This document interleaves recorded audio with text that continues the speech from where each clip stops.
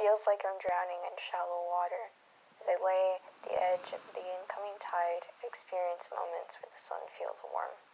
I'm not afraid to open my eyes, look at the sky, and see how beautiful it is. In these moments, I stretch out. My body begins to become comfortable, but I don't get up. Don't know why I don't get up, but I know I'm reaching the end of these blissful short moments when I become aware that the sand beneath me has been wet the entire time. Before much warning, the tide comes in quick, sometimes small, sometimes it's a larger surprise, but every time the tide comes in, I find myself eyes quickly closing shut, body rapidly curling. Suddenly, afraid of everything. I'm scared to open my eyes as I know it'll burn, and I will not see the beauty of the sky or how the clouds kiss its blue color. I will only see the mistakes I've made. I'm scared to uncurl my body. I know how cold the water is, and this is my best attempt at keeping whatever body heat I have left within me. The sun feels like a distant memory now. I can hear muffled voices, some closer than others, and when the waves become thin for seconds at a time is when I can hear what they're saying. One voice offers comfort, that things will be alright and that they'll help me. That voice never comes closer. Another tells me that I can sit up, that sitting up is easy. Another voice tells me that I'm not drowning, that nothing is happening, and I should just breathe.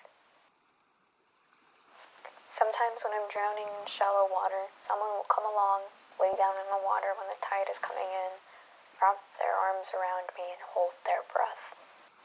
Sometimes they can't hold for very long. It's not long before they return to the drier sand. Sometimes they will lay with me through a couple waves, but even then there comes a moment when we both forget the incoming tide. We both feel the sun so intensely it feels like the ocean's embrace will never return. They enjoy the sun. I somehow convince them and even myself that it's okay for them to get up, that I'll follow them. Tell them I just want to lay down for a bit longer, and they listen. They sit by everyone else who's been watching. That is, if they don't leave the beach completely. I look to those in the distance, and they aren't worried. They are too convinced that I am okay. They ignore the incoming tide, too distracted to notice. The tide comes again, and after such forgetfulness is when it feels like the water hits harder than ever. My lungs and eyes burn. Is this what the first wave felt like? If only I could remember when that first was. The tide will come again and again. The sun will just become light through the salty water. I worry what will happen when the sun sets and everyone goes home. As the moon pulls the ocean towards itself, I know the tide will become less of a surprise. If I don't move from my spot in the sand, eventually I really will be drowning, and the deeper waters will take me. I don't want the sun to set. I don't want to actually drown. I don't have the energy to get up.